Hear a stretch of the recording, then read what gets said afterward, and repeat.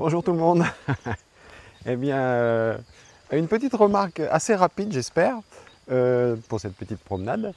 Il y a quelqu'un il n'y a pas longtemps qui m'a dit oui, stoïque, stoïcien, stoïque, tout ça, c'est pas possible de ne pas avoir d'émotion, de rester comme ça, stoïque et de rien ressentir. Alors, bon, évidemment, c'est pas ça. C'est vrai que dans le langage courant, être stoïque maintenant, on dit il est resté stoïque, c'est-à-dire qu'il est de bois, il est de marbre, comme les statues grecques, et il ressent rien. Mais c'est pas du tout ça, évidemment. Les émotions sont humaines, on est humain, tout le monde est humain, même les plus grands stoïciens de l'époque et d'aujourd'hui. Non, être stoïque ou stoïcien, ce n'est pas étouffer ou renier les émotions.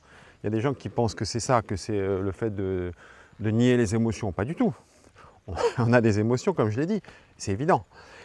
Par contre, être stoïcien ou essayer d'être stoïque pour un petit peu gérer les aléas de la vie, eh bien, c'est en fait appliquer les trois disciplines. Du stoïcisme. Et elles sont assez simples, hein. Et quand on regarde bien et qu'on applique ça tranquillement, on se rend compte que, j'allais presque dire, on a besoin de rien d'autre, quoi. Ah, c'est une discipline, hein, ça c'est sûr. Donc alors, quelles sont ces trois disciplines? Donc c'est ça le plus important. La discipline du désir, la discipline de l'assentiment ou du jugement, et la discipline de l'action. Donc vous voyez, désir, jugement, action. Bon, là on a déjà, avec ces trois domaines, on couvre un petit peu tout.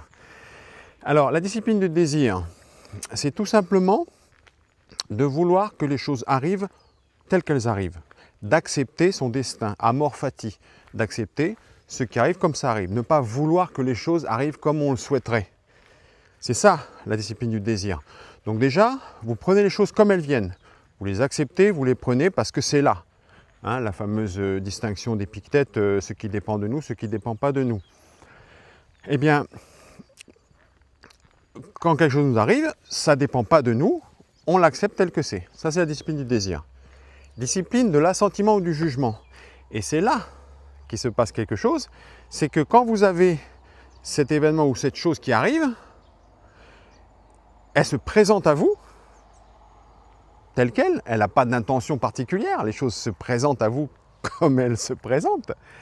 Mais vous voulez représenter, nous on se les représente dans notre tête, dans notre jugement, dans notre assentiment, on donne l'assentiment à quelque chose.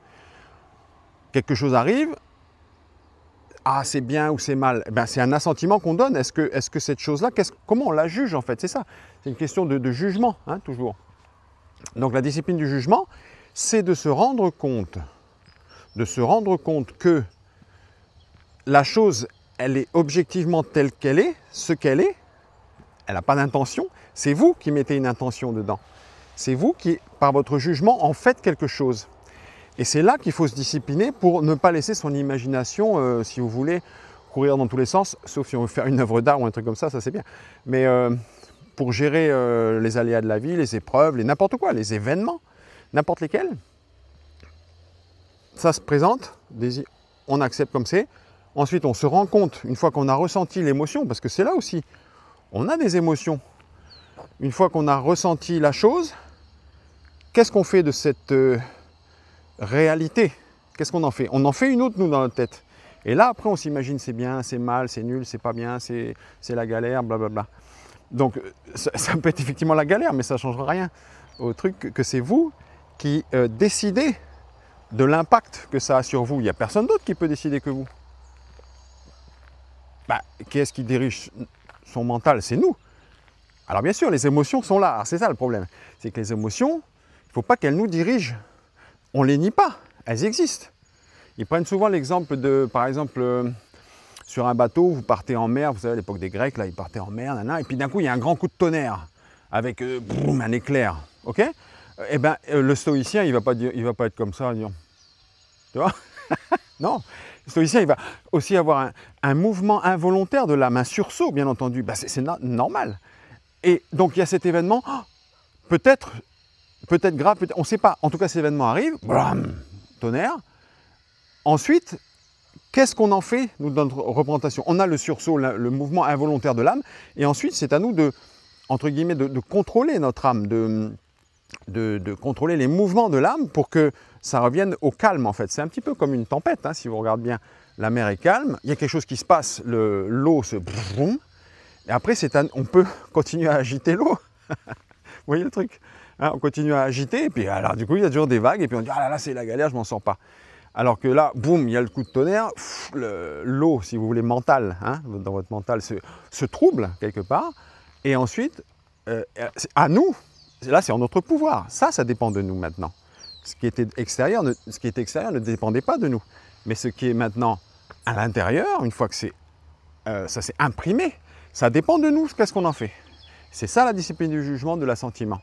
À nous de voir les choses telles qu'elles sont.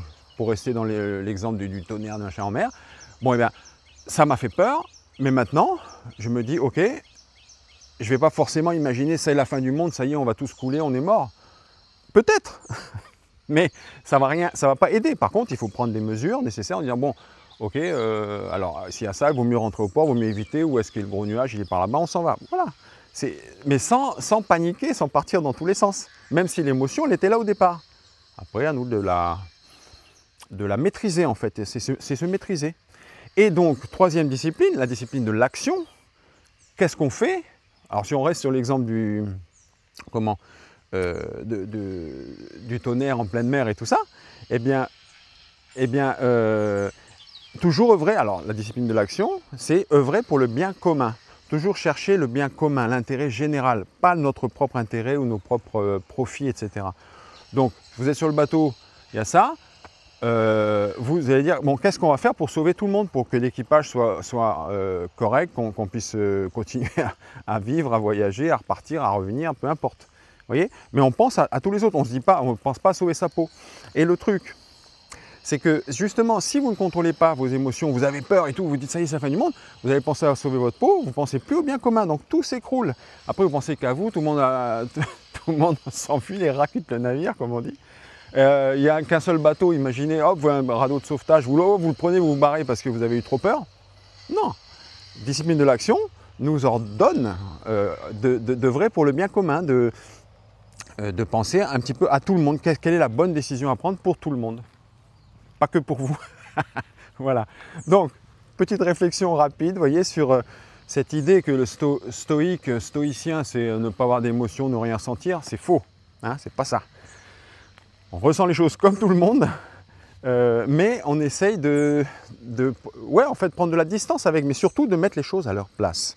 C'est-à-dire que les choses arrivent, elles arrivent comme elles arrivent, on ne peut rien y faire, ça ne dépend pas de nous, on l'accepte.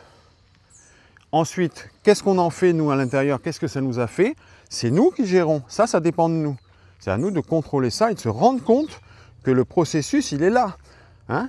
La chose elle-même, elle n'a pas d'intention particulière. C'est vous qui en donnez une. Okay?